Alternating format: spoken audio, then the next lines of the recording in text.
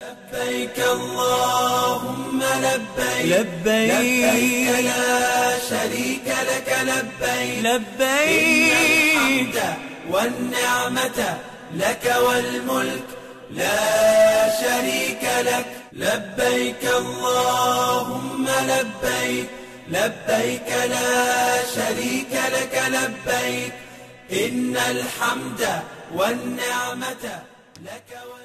আসসালামু আলাইকুম ওয়া রাহমাতুল্লাহি ওয়া বারাকাতুহু। প্রিয় দর্শক, আমন্ত্রণ জানাচ্ছি আমাদের হজের বিশেষ অনুষ্ঠান হজ এসেনশিয়ালসে।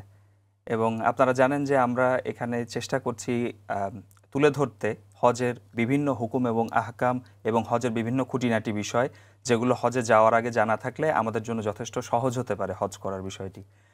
আজকের পর্বের বিষয় হচ্ছে হজের প্রস্তুতি, অর্থাৎ হজের মানসিক, শারীরিক এবং আর্থিক যে প্রস্তুতির বিষয়টি আছে। অনেকে বারবার হজ করে থাকেন, অনেকে হয়তো তার বাবা মাকে আগে হজ করাতে চান। আমরা আজকে এই বিষয়গুলি নিয়ে একটু কথা বলবো ইনশাআল্লাহ। তো আমাদের সাথে আছেন শাইখ ইমদাদুর রহমান মাদানী, উনি প্রিন্সিপাল মজিহারুল উলুম লন্ডনের।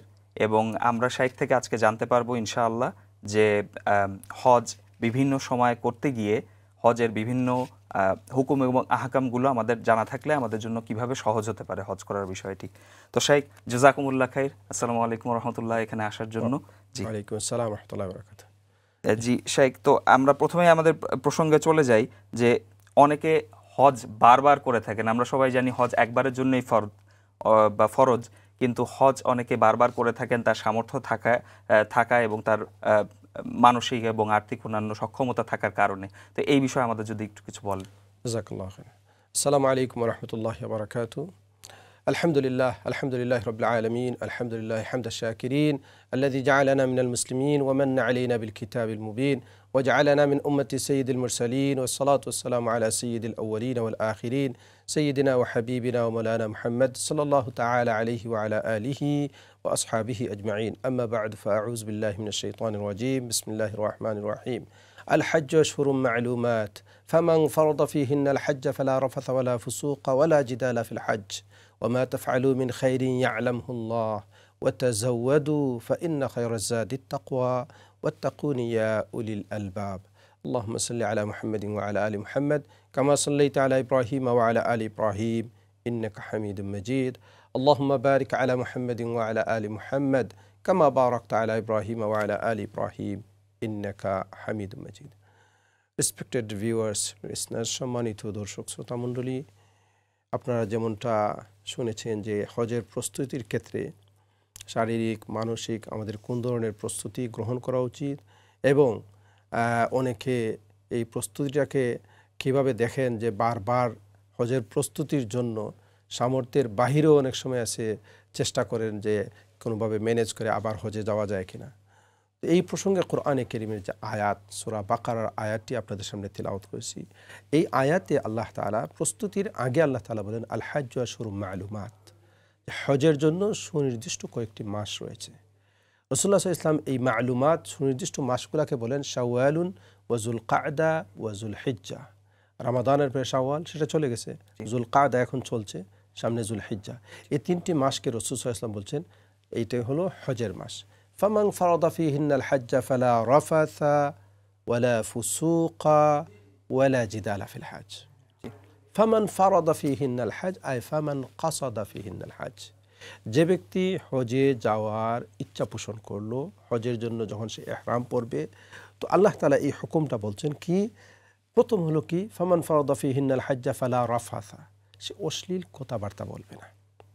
দেখেন, ইসলামের মধ্যে অশ্লীলতাকে পরিহার করার জন্য এই যে এক মাস রমাদান আমরা সিয়াম পালন করলাম, সেখানেও রাসূল সাল্লাল্লাহু আলাইহি ওয়াসাল্লাম বলছেন যে ব্যক্তি রোজা রাখবে ফালাম ইয়ারফুস ওয়ালাম ইয়াফসুক, সে যেন কোনো অবস্থায় অশ্লীল কোনো কাজ না করে, কথা না বলে, গুনাহের কোনো কাজ না করে। ঠিক রমাদানের পরে হজের ক্ষেত্রে আল্লাহ তাআলা সমান কথা বলছেন। এবং আজকের বিশ্বে এই অশ্লীলতা এটা এত বড় একটা ব্যাধি হয়ে দাঁড়িয়েছে সারা ওয়ার্ল্ডের মধ্যে, মুসলিম ওয়ার্ল্ড বলেন, নন মুসলিম ওয়ার্ল্ড বলেন, যত ধরনের ক্রাইম আছে এর অধিকাংশ ক্রাইম কিন্তু অশ্লীলতা রিলেটেড। অনেক ভালো ভালো লোক যাদের কাছে টাকা পয়সা ধন সম্পদের অভাব নেই, কিন্তু শুধুমাত্র এই যে অশ্লীলতার কারণেই তাদের থেকে অনেক জঘন্য অপরাধ ঘটে যায়। তো আল্লাহ তাআলা বলেন ফালা রাফাসা, অশ্লীল কোনো কথাবার্তা বলা যাবে না, ওয়ালা ফুসুকা, কোনো ধরনের ফুসুক ফাসিকি কোনো কাজ, কোনো গুনাহের কাজ করা যাবে না। এই যে হজের প্রস্তুতির আগেই মানসিকভাবে আপনাকে রেডি হতে হবে যে আমি যেন কোনো অশ্লীল কথাবার্তা না বলি, আমি যেন কোনো ফাসিকি কাজ আমি না করি। কেন আল্লাহ বললেন ওয়ালা ফুসুকা, ফাসিকি কাজ করা যাবে না? কারণ এহরাম পরা অবস্থায় মানুষ অনেক সময় এই সমস্ত ফাসিকি কাজ করে। যেমন অনেক কাজ করে সে নিজেও জানে না এই কাজটা ফাসিকি কাজ। যেমন মনে করেন গীবাত, অন্য মানুষের পরনিন্দা করা, অন্যের পরোক্ষে তার দুশ্চর্চা করা। যেমন মনে করেন দুই ভাই, দুই বন্ধু সাথী হজে যাচ্ছে, অথবা পাশের সিটে যে লোক আছেন তার সাথেই অন্য একজন যে এখানে উপস্থিত না, তার যে কোনো একটা দোষের ব্যাপারে আলাপ আলোচনা করা, এটাকে গীবত বলা হয়। অনেক সময় আছে মানুষের যুক্তি হলো যে তার মধ্যে তো এই দোষ আছে, আমি আলোচনা করলে অসুবিধা কি? দেখেন সাহাবায়ে কেরাম রাসূলুল্লাহ সাল্লাল্লাহু আলাইহি ওয়াসাল্লামকে জিজ্ঞেস করেন, ইয়া রাসূলুল্লাহ, যদি ওই ভাইয়ের মধ্যে ওই দোষ থাকে? রাসূল, হ্যাঁ, যদি ওই ভাইয়ের মধ্যে ওই দোষ থাকে আর তুমি যদি এমন কথা বলো যা তার সামনে বললে তার কষ্ট হয়, লজ্জা হয়, এমন কথা যদি তুমি বলো, তাহলে ওই দোষ তার মধ্যে যদি থাকে তখনই সেটা গীবত হবে, আর যদি না থাকে তখন এটা বুহতান হবে, আরো মারাত্মক। জি জি, যে কথাটা একটু যোগ করতে চাচ্ছিলাম যে আপনি যে কথাটা বলেছেন খুব গুরুত্বপূর্ণ, যে এই ফুসুক বা বিভিন্ন রকম অরাজকতা, এটাও কিন্তু একটা কারণ যে অনেক মানুষ বিভিন্ন ভাবে এই ফুসুক বা সামাজিক বিভিন্ন অরাজকতায় একটু অস্থির হয়ে থেকেও হজে গিয়ে একটা পরিতৃপ্তি পেতে চান। তো আল্লাহ তাআলা এই জন্য বলেন যে কোনো ধরনের ফাসিকি কাজ ইহরাম অবস্থায় এগুলা করা যাবে না। ওয়ালা জিদালা, অন্যের সাথে ঝগড়াঝাটি করা যাবে না, তর্ক বিতর্ক। ইসলাম দেখেন মানুষের সোলকে কিভাবে পিউরিফাই করে, যে একজন মানুষ হজে যাওয়া শুধুমাত্র একটা প্যাকেজ নিলাম আর চলে আসলাম সেটা না, বরং যাওয়ার আগে আল্লাহ কুরআনের মধ্যে বলছেন যে রেডি হও, তোমার কাছ থেকে কোনো অশ্লীল কথাবার্তা হবে না, কোনো গুনাহের কাজ হবে না, তুমি ধৈর্য সহকারে মানুষের সাথে সফর করবে, কারোর সাথে তুমি ঝগড়াঝাটি করবে না। ওয়ালা জিদালা ফিল হজ ওয়া মা তাফআলু মিন খাইরিন ইয়ালামুল্লাহ। আল্লাহ বলেন যে দেখো, তোমরা যত ভালো কাজ করো আল্লাহ সব জানেন। কেন বলছেন আল্লাহ তোমরা যা ভালো কাজ করো আল্লাহ জানেন? কারণ অনেক ভালো কাজ আছে, মানুষকে আমরা বলি যে আমি এই ভালো কাজ করি, এই ভালো কাজ করি, আসলে ভালো কাজ না। কিন্তু আল্লাহ বলেন আল্লাহ জানেন কোনটা ভালো কাজ কিনা, তোমরা যত ভালো কাজ করো সব আল্লাহ জানেন। এরপর আল্লাহ বলেন ওয়াতাজাওয়াদু, হজে যাওয়ার আগে তোমাকে প্রিপারেশন নিতে হবে, হজের প্রস্তুতি গ্রহণ করতে হবে। এই যে তাজাউদটা, এই জাদ হলো সফরের ক্ষেত্রে কোনো মানুষ যদি কোথাও ট্রাভেল করে তখন আজাদ ওয়া রাহিলা, পথে তার যে রাইড যেটা হবে বাহন সেটা, এবং তার প্রয়োজনীয় খাবার দাবার, কাপড় চোপড়, এই সমস্ত বিষয়কে সাথে নেওয়া, এটাকে আরবিতে জাদ বলা হয়। তো আল্লাহ বলেন ওয়া তাজাওয়াদু, হজে যাওয়ার আগে তুমি প্রিপারেশন নেও। কিভাবে প্রিপারেশন নেও? তোমার সম্পদ রয়েছে, এই সম্পদ থেকে তোমাকে যে প্যাকেজ তোমার জন্য সুইটেবল হয় সেই প্যাকেজ তুমি নাও, এবং সেখানে যাওয়ার জন্য যা কিছু প্রয়োজন রয়েছে এই সমস্ত বিষয়ের তুমি প্রয়োজনীয়তা তুমি আগে অনুভব করে সেইভাবে তোমার প্রিপারেশন নাও। যেমনটি আমরা আগে বলেছি যে মানসিকভাবে, শারীরিকভাবে, ফাইন্যান্সিয়ালি। কেন ফাইন্যান্সিয়ালি কথাগুলো বলা হলো? যেমন মনে করেন শারীরিকভাবে যদি আপনি সুস্থ না হন, অনেকে শারীরিকভাবে সুস্থ না হইলে এমন হয় যে তার জন্য হজের যে তোয়াফ করা, আল্লাহর ঘরের তোয়াফ, সে তোয়াফ করলে সাই করতে পারে না, সাই করলে মানে একটা করলে আরেকটা করতে পারে না। কারণ আজকে মুসলমান, আমাদের জন্য বড় আফসোসের বিষয়, মুসলমান জাতি এটা হলো সবসময় ফিট জাতি। কারণ আমরা 5 ওয়াক্তের নামাজ পড়ি, নামাজের যে এক্সারসাইজ আপনি দেখেন যে কিভাবে একেবারে মানে আপ অ্যান্ড ডাউন নামাজের মধ্যে 5 বেলা যদি কেউ সঠিকভাবে নামাজ পড়ে, দেখেন এই নামাজের মাধ্যমে আল্লাহ তাআলা এমন একটা এক্সারসাইজ দিয়েছেন, দুনিয়ার কোনো সিস্টেমে এই এক্সারসাইজ নাই। কারণ একজন লোক যদি কাজ করে 9 to 5 কাজ করে, কাজের মধ্যে ওখানে তার কোনো এক্সারসাইজের কোনো সুযোগ নেই। কিন্তু আল্লাহ তাআলা কি দিয়েছেন? মানুষ লাঞ্চ ব্রেক নেয়। আল্লাহ বলেন যে তোমার লাঞ্চ ব্রেক নেও না নেও কিছু আসে যায় না, নামাজের জন্য ব্রেক নিতেই হবে। যে জোহরের নামাজ হয়ে গেছে, নামাজের জন্য ব্রেক নিতেই হবে। আর এই নামাজের ব্রেকের মাধ্যমে কাজের মধ্যে এই যে আপনি আপ ডাউন করলেন, পুরোটা মুভমেন্ট, এটা কিন্তু একটা বড় একটা এক্সারসাইজ হয়ে যায়। অর্থাৎ সত্যিকার অর্থে সমস্ত ইবাদত মানুষকে খুবই ফিট করে। আজকে আমরা ফিট না, কারণ হজে যায় কিছুদিন আগে একজন হজে গেলেন, তো বললেন যে তোয়াফ করতে পারেন না, পায়ে অসুবিধা, সাই করতে পারেন না। আজকাল অনেক সময় আছে এমনকি ইলেকট্রিক বাইক দিয়ে এখন করা হচ্ছে, ইলেকট্রিক গাড়ি দিয়ে, ছোট গাড়ি দিয়ে তোয়াফ এবং সাই এগুলো করা হচ্ছে। এটা তো মুসলমানদের হওয়া উচিত ছিল না। ওয়াতাজাওয়াদু, আপনি যদি আগের থেকে রেডি থাকেন, ফিট থাকেন, তখন আপনাকে এই সমস্যাগুলো আপনাকে পড়তে হবে না। শেখ, নামাজের বিষয় থেকে একটা প্রশ্ন করে ফেলি, সেটা হচ্ছে আপনি বলছেন গুরুত্বপূর্ণ যে নামাজ আসলে ফরজ এবং 5 ওয়াক্ত এবং প্রতিদিনই এটা আমাদের রিপিট করতে হচ্ছে। হজ তো একবারই ফরজ, কিন্তু এই যে যেটা প্রথমে আমি আপনার কাছে মেনশন করেছিলাম যে হজে বারবার যাওয়ার একটা প্রবণতা থাকে, তো এই বিষয়ে যদি আমাদের একটু কিছু বলেন। জাযাকাল্লাহ খায়র। হ্যাঁ, এই যে রাসূল সাল্লাল্লাহু আলাইহি ওয়াসাল্লামকে যখন জিজ্ঞেস করা হয়েছিল আফি কুল্লি আমিন ইয়া রাসূলুল্লাহ, ইয়া রাসূলুল্লাহ প্রতি বৎসরই আমাকে কি হজে যেতে হবে? রাসূল কিছু বলেননি, অর্থাৎ জীবনে একবার হইল ফরদ, জীবনে একবার ফরদ, আমি একবারই যাব। কিন্তু আরেকটা হাদিস আছে, রাসূল সাল্লাল্লাহু আলাইহি ওয়াসাল্লাম বলেন তাবিউ বাইনাল হাজ্জি ওয়াল উমরা, তোমার যদি সামর্থ্য থাকে তুমি হজ এবং উমরা কন্টিনিউসলি, একবার হজ উমরাতে গেছো আবার উমরাতে যাওয়ার সামর্থ্য থাকে, আবার হজে যাওয়ার মতো তৌফিক থাকে, আবার হজে যাওয়া। কারণ এই হজ এবং উমরা দুটি জিনিস মানুষের শেষ করে দেয়। একটা হলো আল ফাকার, দরিদ্রতা। আমরা দেখি পয়সা খরচ করছি, কিন্তু আল্লাহর প্রতি এই পয়সা খরচ করার কারণে আল্লাহ দরিদ্রতাকে দূর করে দেন, ওয়া যুনুব এবং মানুষের গুনাহকে শেষ করে দেওয়া হয়। তাহলে এই হাদিসের মধ্যে ইনকারেজ করা হয়েছে বারবার হজ এবং উমরা করার ক্ষেত্রে। বুঝার বিষয় যেটা, সেটা হলো কি, আমাকে প্রিপারেশন নিতে হবে। আমি হজে যাওয়ার জন্য, উমরাতে যাওয়ার জন্য আমি এটা আর্ন করতে হবে, আমি কামাই করতে হবে। সেটা না যে আর অন্যের কাছে আমি হাত পেতে বা মানে মানুষের কাছে ঋণ করে আমাকে চলে যেতে হবে। বরং আমি নিজে চেষ্টা করব যেন আমি উপার্জন করতে পারি, এবং সেই উপার্জন থেকে হজ উমরা যেভাবে আমি করব। এর পাশাপাশি আরও অনেক হুকুক আমার রয়েছে। ওফি আমওয়ালিহিম হাক্কুল লিসসাইলি ওয়াল মাহরুম, আমরা যেটা কামাই করি, আমি মনে করি আমার অ্যাকাউন্টে, আমার পকেটে যা ঢুকছে, আমি কামাই করছি সবগুলোই আমার। কিন্তু আল্লাহ তাআলা বলেন যে না, একজন ইমানদার সে যতটুকু সে উপার্জন করবে, তার উপার্জনের মধ্যে দুই শ্রেণীর মানুষের হক রয়েছে। আস-সাইল, যারা তার কাছে চায়, মাহরুম, যারা চায় না, বঞ্চিত যারা। যেমন অনেক সময় আছে অনেক গরিব আত্মীয় সাহস করে আপনাকে ফোন করে না, চায় না, কিন্তু তারও হক রয়েছে। আমরা কখনো এটা চিন্তা করি না যে আমার উপার্জনের মধ্যে তার হক রয়েছে। সেটা শুধু জাকাতের কথা না। আমরা অনেক সময় আছে মনে করি জাকাত ফরজ হইলেই আমাকে সাহায্য করতে হবে। নো, এই জন্য অনেকে শুধু মাসলা, জাকাতের মাসলা, যে ইদানিং অনেকে ইংল্যান্ড আসতে চায় যে হুজুর আমার জাকাতের পয়সা আমি দিতে পারবো কিনা। এভাবে অনেকেই শুধুমাত্র জাকাত থেকেই সাহায্য সহযোগিতার চিন্তা করে না। একজন মুসলমান হিসাবে আপনার যে অর্জন যেটা আছে, আপনি যে উপার্জন যেটা করেন, এর মধ্যে আপনার যে আত্মীয় যারা আপনার কাছে চায়, অথবা যারা বঞ্চিত, যারা চায় না, তাদেরও হক রয়েছে। তো এই যে হজ এবং উমরা, সেটা আমি করব, কোনো অসুবিধা নেই। আমি এটা বলবো না যে বারবার হজ করা যাবে না, যেহেতু হাদিসের মধ্যে আসছে হজ এবং উমরা যদি সামর্থ্য থাকে মানুষ করতে পারে। কিন্তু অন্যান্য হুকুক যেগুলো আছে, সেই হুকুকগুলো কি করতে হবে? পূরণ করতে হবে, আদায় করতে হবে। তো আল্লাহ তাআলা এই ক্ষেত্রে যে বিষয়টা আমাদের বোঝা খুবই জরুরি, যেহেতু প্রিপারেশনের ব্যাপারটা এসেছে কোরআনে কারিমে, আল্লাহ তাআলা যেখানে বলছেন ওয়াতাজাওয়াদু, হজের জন্য তোমরা প্রস্তুতি গ্রহণ করো, সাথে সাথে আল্লাহ বলেন ফাইন্না খায়রাজ যাদ আত-তাকওয়া, তবে সবচেয়ে ভালো গুরুত্বপূর্ণ প্রিপারেশন হলো তাকওয়ার প্রিপারেশন। এই বিষয়টা শেখ, আমি একটু ইন্টারাপ্ট করি আপনাকে, যে এই বিষয়টা কিন্তু ঘুরে ফিরে আপনি যেই কথাটা বলেছেন প্রথমে, ওয়ালা ফুসুক, আরেকটা হচ্ছে লা জাদাল, যে এই যে তর্ক বিতর্ক বা অরাজকতা, এই যে চারিত্রিক যেই সমস্যাগুলা মানুষের, ওয়াকানাল ইনসানু আকসারা শাইইন জাদালা, যে মানুষ স্বভাবতই তর্কপ্রিয়, তাহলে হজ জিনিসটা আসলে শুধু আনুষ্ঠানিকতা না, বারবার যাওয়া না। এই বিষয়ে শেখ আমাদেরকে যদি অল্প করে একটু কিছু বলেন। এই যে আল্লাহ তাআলা বলছেন ওয়াতাজাওয়াদু ফাইন্না খায়রাজ যাদি তাকওয়া, যে হজের প্রিপারেশন সবচেয়ে বেস্ট প্রিপারেশন তাকওয়ার প্রিপারেশন। এই তাকওয়ার প্রিপারেশন যদি আপনার না থাকে, তাহলে দেখবেন মানুষ এহরাম অবস্থায় মানুষ গুনাহের কাজ করে। এহরাম অবস্থায় আতর ব্যবহার করা যায় না, সুঘ্রাণ ব্যবহার করা যায় না, কিন্তু অনেককে দেখা যায় সিগারেট টানতেছে।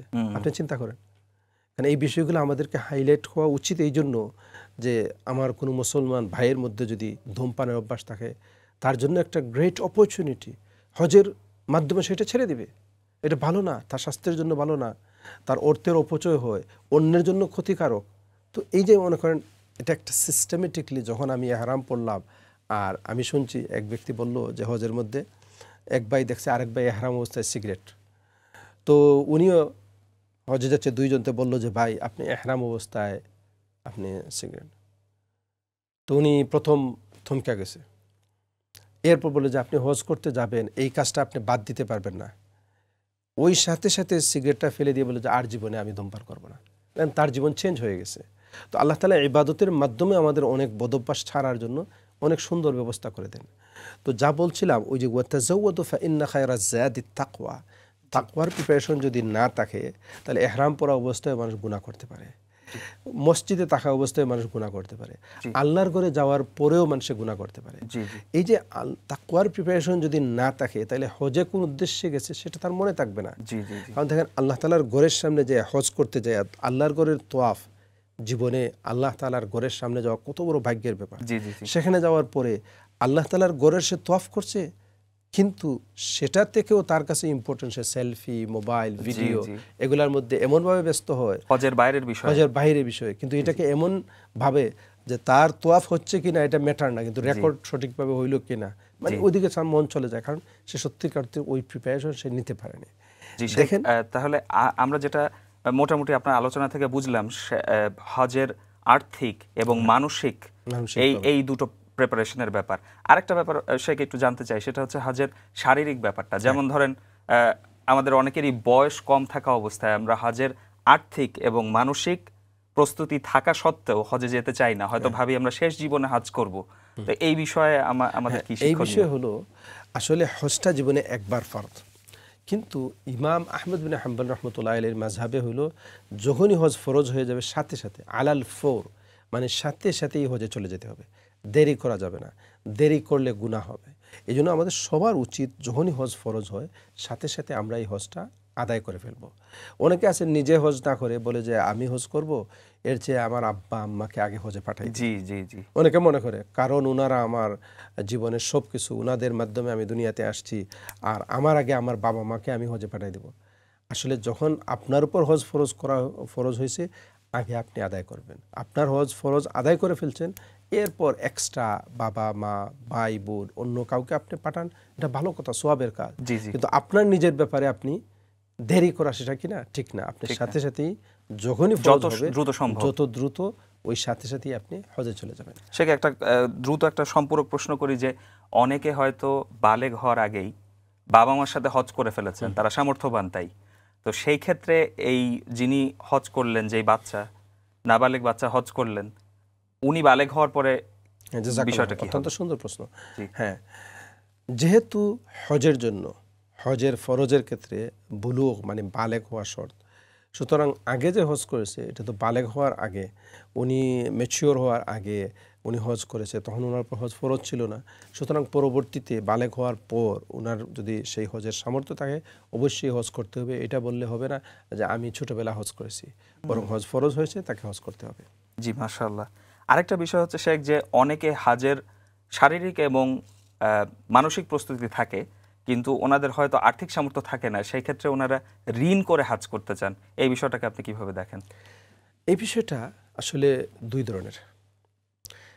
প্রথম হলো কি, আসলেই তার সামর্থ্য নেই, সে সোললি অন্যের কাছ থেকে ঋণ করে হজে যেতে চায়, এটা হলো একটা বিষয়। আর আরেকটা বিষয় হলো আসলে সে হজে যাওয়ার সামর্থ্য রাখে, বাট এট দ্য মোমেন্ট এখন আমাকে প্যাকেজ নিতে হবে, রাইট নাও এই প্যাকেজ বুক করতে হলে আমাকে 10-20 পাউন্ড আমাকে লাগবে, 1000 পাউন্ড লাগবে। এই পয়সাটা আমি কারো কাছ থেকে আমি ধার করলাম যে 2 মাস পরে 1 মাস পরে আমার চলে আসবে, আমি তাকে দিয়ে দিব। এই ধরনের যে কারত আছে সেই কারত, সেই ঋণের মাধ্যমে মানে আপনি হজে যাওয়া আপনার জন্য বৈধ আছে, ঠিক আছে। কিন্তু মনে করেন যে ওই ব্যক্তি তার উপর হজ ফরজ না, কিন্তু এরপরও সে মনে করে যে হজ করব, আল্লাহর বাড়ি যাব, দেখব, তো এই জন্য সে অন্যের কাছ থেকে ঋণ নিয়ে আমি হজ যাব। তার জন্য জরুরি না সে ঋণ করে এভাবে যেতে হবে। হজটা এটা শুধু ইমোশনাল একটা ব্যাপার না, কারণ আল্লাহ তাআলা বলছেন মান ইসতাতা ইলাইহি সাবিলা, যখনই আমি হজে যাওয়ার সামর্থ্য রাখবো তখনই আমি হজে যাব। এই আয়াতের প্রেক্ষাপটে একটা কোরআনে কারীমের ওয়াতাযাওয়াদু ফাইন্না খায়রাজ জাদিত তাকওয়া, ওই আয়াতে শায়ে নজরুলের একটা ঘটনা। ইয়ামেন থেকে কিছু লোক হজে আসলো, তারা মানুষের কাছে হাত পাতে সাহায্য চায়। তখন রাসূল সাল্লাল্লাহু আলাইহি ওয়াসাল্লামের কাছে এই বিষয়টা যখন আসলো, তো এই যে হজে নিজের সামর্থ্য না থাকা অবস্থায় হজে চলে আসে, আল্লাহ তাআলা আয়াত নাযিল করেন ওয়াতাযাওয়াদু, হজে আসার আগে তোমার সামর্থ্য সেটা তুমি উপার্জন করার চেষ্টা করো। কারণ আমি হজে যেতে চাই, আমি কেন উপার্জন করব না? কারণ এই দেশে অনেক মুসলমান আছে, কাজের অপরচুনিটি আছে, সে অলস, কাজ করে না, আবার আশা করে সে হজে যাবে।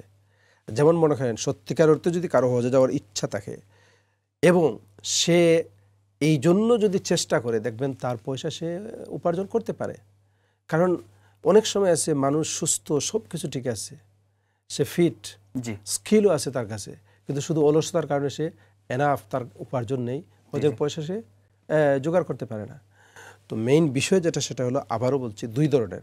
একটা হলো সে সামর্থ্যবান, কিন্তু সাময়িকভাবে বর্তমানে হয়তোবা কোনো কারণে এখন তার হাতে ওই পরিমাণ পয়সা নেই, তখন সে সামান্য সময়ের জন্য সেটা সে হাওলাত করে সে হজের জন্য পয়সা নিয়ে খরচ করে করতে পারবে। আর আরেকটা হলো আসলেই তার সামর্থ্য নেই, তখন ওই ক্ষেত্রে তার জন্য এভাবে খরচ করে যাওয়ার চেয়ে সে সামর্থ্য যখন হবে তখনই তার জন্য যাওয়া উচিত। জাযাকুমুল্লাহ খাইর শেখ। আরও একটা সম্পূরক প্রশ্ন, যে অনেকের হয়তো হাজ করার সামর্থ্য আছে, তার জন্য সমস্তভাবে অর্থাৎ শারীরিক, মানসিক এবং আর্থিকভাবে হজ ফরজ হয়ে গিয়েছে, কিন্তু অনেক ক্ষেত্রে দেখা যায় যে ওনার কাছে অনেক মানুষ টাকা পাবে, অর্থাৎ ওনার উচিত হবে টাকাটা শোধ করে দেয়া কিনা। এই অবস্থায় ওনার জন্য কি হজে যাওয়া গুরুত্বপূর্ণ, নাকি এই ঋণ গ্রহীতাদের যারা ঋণ প্রাপ্য, ঋণ যাদের ঋণ আছে আর কি, তো ওই ঋণগুলো শোধ করে দেওয়া ওনার জন্য গুরুত্বপূর্ণ কিনা? জাযাকাল্লাহ খাইর, অত্যন্ত গুরুত্বপূর্ণ একটা বিষয়। কারণ অনেকে আছে এমন যে মানুষ তার কাছে টাকা পয়সা পাবে, কিন্তু সে মানুষের ওই ঋণ না দিয়ে সে মনে করে যে আমি এই পয়সা দিয়ে হজে চলে যাই, আমি ভালো একটা কাজ করি। দেখেন, এই ক্ষেত্রে মানুষের যে হক, যেটা মানুষের ঋণ যেটা আছে, সেটা দুই ধরনের। কিছু ঋণ আছে যাদের কাছ থেকে ঋণ নিয়েছে, তাদেরকে যদি সে বলে যে ভাই আমি 6 মান্থ পরে আপনার ঋণটা আমি দেই, এবং সে বলে ঠিক আছে আপনি 6 মাস পরে দেন, অসুবিধা নেই। আর আরেকটা হলো যে মানুষ ঋণ পায় বলে ভাই আমার ঋণ দেও, তখন সে ঋণ দেয় না। এটাকে বলা হয় মাতালুল গানি। হাদিসের মধ্যে একটা আছে মাতালুল গানি জুলমুন। কোনো মানুষ তার কাছে কোনো প্রাপ্য কেউ পায়, এটা যদি সে সঠিক সময়ে আদায় করে না, সে জালেম, কারণ সে জুলুম করছে, সে মানুষের হক দিচ্ছে না। কারণ অনেক মানুষ অভাবগ্রস্ত, অনেক মানুষ তার নিজের প্রয়োজন রয়েছে, হয়তো কোনো এক কারণে আপনাকে সহযোগিতা করছে, কিন্তু এখন আপনার কাছে টাকা পয়সা আসার সাথে সাথেই আপনি তার এটাকে হকটাকে আপনি প্রাপ্যটাকে আপনি আদায় করে দিবেন। দেখেন, মানুষ যদি অন্যের হক যদি আদায় করতে চায়, চেষ্টা করে, আন্তরিকভাবে সিনসিয়ারলি চেষ্টা করে, তাহলে আল্লাহ কিন্তু তারে তৌফিক দিয়ে দেন। কারণ অনেক মানুষের এই ব্যাপারে খুবই উদাসীন, এটা হওয়া মোটেও উচিত না।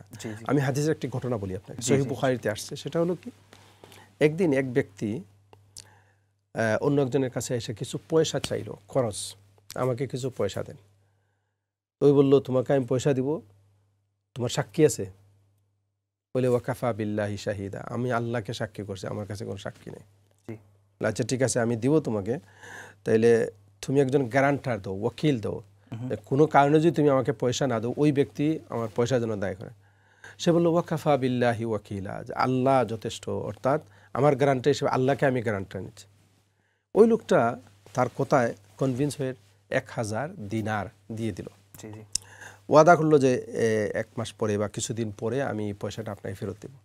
সে সফরে চলে গেছে, জাহাজে করে অনেক দূরে সফরে গেছে, কিন্তু রিটার্নিং টাইমে ওই সময়ে এক্স্যাক্টলি ওই টাইমে আসার মতো এই টাইমে কোনো জাহাজ সেখান থেকে ছেড়ে আসা সম্ভব হয়নি। তখন ওই লোক পেরেশান হয়ে গেছে, আমি আল্লাহকে সাক্ষী রেখেছি তার পয়সাটা দিব। সে যখন সাক্ষী চাইছিল আমি আল্লাহকে সাক্ষী করেছি, সে যখন ওকিল চাইছিল আমি আল্লাহকে ওকিল বলেছি, আর এখন যদি আমি তার পয়সাটা না দিতে পারি, সিনসিয়ারলি তার মনের মধ্যে পেরেশানির কারণে সে ছুটাছুটি করে কোনো অবস্থায়, এখন বোট জাহাজ আসছে না, এই সময় সে আসতে পারে না। তো সে পেরেশান হয়ে সে চিন্তা করলো কিছু যখন করতে পারলাম না, ওই 1000 দিনার সেটাকে সে একটা কাঠের মধ্যে ঢুকাইয়া আর একটা চিঠির মধ্যে চিরকুট লিখে দিল যে ভাই আমি চেষ্টা করেছিলাম সময় মতো আপনার পয়সাটা ফেরত দিয়ে দিতে, কিন্তু আমার পক্ষে সম্ভব হয়নি, এই জন্য আমার যতটুকু সামর্থ্য আছে এটুকু করলাম, আমি এই কথা বলে এইটা লেখা সে ওই কাঠটা সাগরের মধ্যে ভাসাই দিল। আপনি চিন্তা করেন কোনো দিন কি এরকম ঘটনা হবে যে কাঠ ওই জায়গায় চলে যাবে? ঠিক সময় মতো ওই ব্যক্তি নদীর পাড়ে এসে অপেক্ষা করছে, সাগরের পাড়ে অপেক্ষা করছে যে আমাকে তো বলছিল ওই ব্যক্তি সে এই তারিখে আসবে, এবং আল্লাহকে সাক্ষী রেখা, আল্লাহকে গ্যারান্টার রেখা সে আমার কাছ থেকে ঋণ নিছে। সে সারাদিন অপেক্ষা করাবো, ওই লোক তো আর আসে না। তখন সে দেখলো একটা কাঠ পানির মধ্যে ভেসে আসছে। সে মনে করলো আচ্ছা, আগেকার সময়ে যখন আমাদের গ্রাম দেশে আমরা দেখেছি গ্যাসের চুলা ছিল না, কারেন্টের চুলা ছিল না, কাঠ দিয়ে লাকড়ি দিয়ে মানুষ চুলায় আগুন দিত। তো সে মনে করলো ওই কাঠটা উঠাই নেই, বাড়িতে নিয়ে আর ওই আগুনিতে চুলার কাজে ব্যবহার করব। বাড়িতে যায় তার ওয়াইফকে বলতেছে যে ওই লোক তো আসলো না, কিছু পাইলাম না, পরে একটা কাঠ নিয়ে আসি, আমরা আমাদের কাজে রান্নার কাজে চুলাতে ব্যবহার করব। সে কাঠটা যখন মানে খুলছে তো অবাক হয়ে গেছে, এখানে তার 1000 ওই দিনার এবং এই চিরকুট লেখাটা যে ভাই আমি আসতে পারলাম না, আমি এই পয়সাটা আমি দেওয়ার চেষ্টা করলাম। কিছুদিন পর ওই ব্যক্তি আসছে, ওই 1000 দিনার নিয়ে আসছে, আইসা বলে যে ভাই সরি আছি, আমি টাইম মতো আপনার পয়সাটা আদায় করতে পারিনি, এই নেন আপনার 1000 দিনার। সে বলে না না আপনি তো আদায় করে দিয়েছেন। বলে কবে? বলে না ওই তো আমি নদীতে, আপনি যখন যে তারিখে আসার কথা ছিল আমি দেখলাম নদীতে একটা কাঠ আসছে, এটা নিয়ে আসলাম, আর এটার মধ্যে আমি এটা সহিহ বুখারী শরীফের মধ্যে আসছে। আমি কথাটা এই জন্য বলছি যে এটা বানানো কোনো কিচ্ছা কাহিনী। মানুষ যদি অন্যের হক আদায় করার চেষ্টা করে আল্লাহ কিভাবে পৌঁছায় দেয়, সহজ করে দেয়, এটা মিরাকল। সাগরে এইভাবে ভেসে আসার কথা না, কিন্তু ওই ব্যক্তি সিনসিয়ারলি চেয়েছে। কিন্তু আজকে মুসলমান আমরা মানুষের কাছ থেকে টাকা পয়সা নিয়ে সময় মতো আমরা আদায় করার চেষ্টা করি না। যদি আপনি সিনসিয়ারলি আদায় করার নিয়তে পয়সা নেন, আল্লাহ আপনাকে তৌফিক দিবে এবং আপনার উচিত হবে আগে মানুষের হক আদায় করা। অবশ্যই।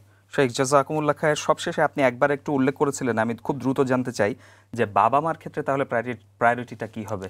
যে অনেকে বাবা মার সামর্থ্য নেই, নিজের সামর্থ্য আছে, সেক্ষেত্রে নিজে হজ না করে বাবা মাকে আগে হজ করাতে চাচ্ছে, এক্ষেত্রে কি হবে? এটা হলো কি যে শরীয়তে যেমন মনে করেন আপনার উপর নামাজ ফরজ হয়েছে, জবাবটা আপনাকেই দিতে হবে। হজ যার উপর ফরজ হয়েছে সে আগে হজ করবে। আগে হজ করার পর এরপর তার বাবা মার উপর যদি হজ ফরজ না হয়, তাহলে যখন সামর্থ্য হবে এক্সট্রা এটা কাজ তাকে যখন পাঠাতে পারে পাঠায়, এটা তো ভালো কাজ, মা বাবার জন্য এটা করবে না কেন? সন্তান হিসেবে এটা করবে। এটা যাতে ভুল বোঝাবুঝি না হয়, কেউ যদি এটা মনে না করে যে ও হুজুর তো মা বাবাকে হজে পাঠানোর জন্য এনকারেজ করে না, অবশ্যই এটা খুব ভালো কাজ, কিন্তু আপনার ফরজটা আপনি আগে আদায় করেন, এরপর আপনার মা বাবাকে আপনি পাঠান। শরীয়তে আহকামগুলো আগে আসতে হবে। হ্যাঁ শরীয়তে, হ্যাঁ নিজের উপর ফরজ, এটাকে আগে আদায় করতে হবে। ফাইনালি আমি ওই তাজাউদের ব্যাপারে আরেকটা কথা বলি, কোরআনের আয়াতটা এটা বড় চমৎকার একটা বিষয়। আল্লাহ তাআলা ওয়াতাযাওয়াদু ফাইন্না খায়রাজ যাদি তাকওয়া বলার পর আল্লাহ বলেন ওয়াত্তাকুন ইয়া উলিল আলবাব, হে বুদ্ধিমানেরা আমি আল্লাহকে তোমরা ভয় করো। আগে একবার বলছেন তাকওয়া, আল্লাহর ভয়ের সেই প্রিপারেশন নাও। এই সব কথা বলার পর ওয়াত্তাকুনি, আমি আল্লাহকে ভয় করো। কেন আল্লাহ বলছেন? হজে এসেছো, এখানে আসার পরও তোমার অন্তরে আল্লাহর ভয় নাই, সুতরাং সারা জীবন উল্টাপাল্টা অনেক কিছু করেছো, হজের ক্ষেত্রে এখানে তুমি এসেছো, ওয়াত্তাকুনি ইয়া উলিল আলবাব, তোমার যদি বিবেক থাকে একটু চিন্তা করো, আমি আল্লাহকে, হে বুদ্ধিমান তুমি আল্লাহকে ভয় করো। আর যখনই এইভাবে মানুষের ভয় থাকবে তখন তার হজটা কিভাবে হবে, রিওয়ার্ড কি, আমি দুটি হাদিস বলে আমার আলোচনা শেষ করি। আমরা প্রায় শেষ দিকে চলে এসেছি। রাসূলুল্লাহ সাল্লাল্লাহু আলাইহি ওয়াসাল্লাম বলেন মান হাজ্জা ফালাম ইয়ারফুস ওয়া লাম ইয়াফসুক রাজা মিন যুনুবিহি কায়াউমি ওয়ালাদাতহু উম্মুহু, যে ব্যক্তি হজ এমন ভাবে করলো, হজের মধ্যে কোনো অশ্লীল কথাবার্তা বললো না, কোনো গুনাহের কাজ করলো না, সে গুনাহ থেকে এইভাবে নিষ্পাপ হয়ে ঘরে ফিরবে যেন সদ্য ভূমিষ্ঠ একটা সন্তান। মার গর্ভে যখন সন্তান তাকে দুনিয়াতে আসে, তার যেভাবে কোনো পাপ থাকে না, নিষ্পাপ, এইভাবে সম্পূর্ণ নিষ্পাপ হয়ে যাবে। কিন্তু শুধু হজ করলেই না, হজের মধ্যে অশ্লীল কথা বলা যাবে না, কোনো গুনাহের কাজ করা যাবে না।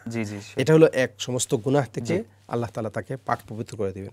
সাথে সাথে রাসূল সাল্লাল্লাহু আলাইহি ওয়াসাল্লাম বলেন আল হজ্জুল মাবরুর লাইসা লাহু জাযা ইল্লাল জান্নাহ, হজ্জ মাবরুর অ্যাকসেপ্টেড, হজের প্রতিদান জান্নাত ব্যতীত আর কিছুই না, অর্থাৎ একমাত্র জান্নাত। মানে কি, আপনি হজ থেকে আসছেন, আল্লাহ রাসূল গ্যারান্টি দিয়েছেন যে আপনি জান্নাতি হয়ে আপনি আসছেন। মাশাআল্লাহ, জাযাকুমুল্লাহ, সবাইকে হজ্জ মাবরুর নসিব করুন। আমিন আমিন। জাযাকুমুল্লাহ খায়ের শেখ, অনেক ধন্যবাদ। আমরা অনেক গুরুত্বপূর্ণ কিছু বিষয়ে জানতে পারলাম। প্রিয় দর্শক, আলহামদুলিল্লাহ আমরা জেনেছি হজের গুরুত্বপূর্ণ শারীরিক, মানসিক এবং আর্থিক সামর্থ্য এবং সক্ষমতা থাকার বিষয়গুলো, এবং এগুলো যে বিচ্ছিন্ন না বরং একটা আরেকটার সাথে সম্পৃক্ত, এবং প্রত্যেকটি বিষয়ে আমাদেরকে খেয়াল রাখতে হবে। এবং হজ করা যেমন একবার ফরজ হলেও হজ বারবার করার প্রবণতা যখন থাকে মানুষের, বা যেই হজ বারবার করার বিষয়ে যেই তাগিদ দেয়া হয়েছে কোরআন সুন্নায়, সেটি অনুসরণ করার আগে আমাদের খেয়াল করতে হবে যে আমাদের হজের অন্য আহকামগুলো আমরা মেনে চলছি কিনা, হজ আমাদের মধ্যে পরিবর্তন আনছে কিনা, হজে যাওয়ার আগে এবং পরে আমরা আমাদের নিজেদের ভেতরে আল্লাহ যে পরিবর্তন আনতে চেয়েছেন, সবচেয়ে বড় পরিবর্তন হচ্ছে আল্লাহর প্রতি ভীতিশীল হওয়া অর্থাৎ তাকওয়া অর্জন করা সেটি আছে কিনা, হজ ঋণ করে করছি কিনা বা আমাদের কোনো পাওনাদার আছে কিনা এই বিষয়ে খেয়াল রাখতে হবে। এবং সেই খুব গুরুত্বপূর্ণ একটি বিষয় উল্লেখ করেছেন যে সাইল এবং মাহরুম অর্থাৎ সমাজে অন্যান্য যেই অংশগুলোতে, যেই বিষয়গুলোতে, যেই প্রয়োজনগুলোতে আমাদের অংশগ্রহণ করা প্রয়োজন, যেমন সাইল যে আমার কাছে টাকা চাচ্ছে বা যে আমার কাছে পায়, এবং মাহরুম যে বঞ্চিতরা আছে তাদের প্রতি আমাদের দায়িত্বগুলো কি আছে এগুলোও খেয়াল করতে হবে। সব মিলে একটা ভারসাম্যপূর্ণভাবে আমাদের চেষ্টা করতে হবে হাজে অংশগ্রহণ করা এবং সম্ভব হলে নফল হজ আদায় করা। জাযাকুমুল্লাহ খায়ের, আপনাদের অনেক ধন্যবাদ আমাদের আলোচনা শোনার জন্য। এই আলোচনাগুলো যদি আপনাদের জন্য উপকার নিয়ে আসে তাহলেই আমাদের চেষ্টা সার্থক হবে ইনশাআল্লাহ। আল্লাহ আপনাদেরকে ভালো রাখুন, সুস্থ রাখুন, ঈমান এবং আমলের সাথে রাখুন। জাযাকুমুল্লাহ খাইর। আসসালামু আলাইকুম ওয়া রাহমাতুল্লাহি ওয়া বারাকাতুহু। لبيك اللهم لبيك لبيك لا شريك لك لبيك لبيك والنعمة لك والملك لا شريك لك لبيك اللهم لبيك لبيك لا شريك لك لبيك إن الحمد والنعمة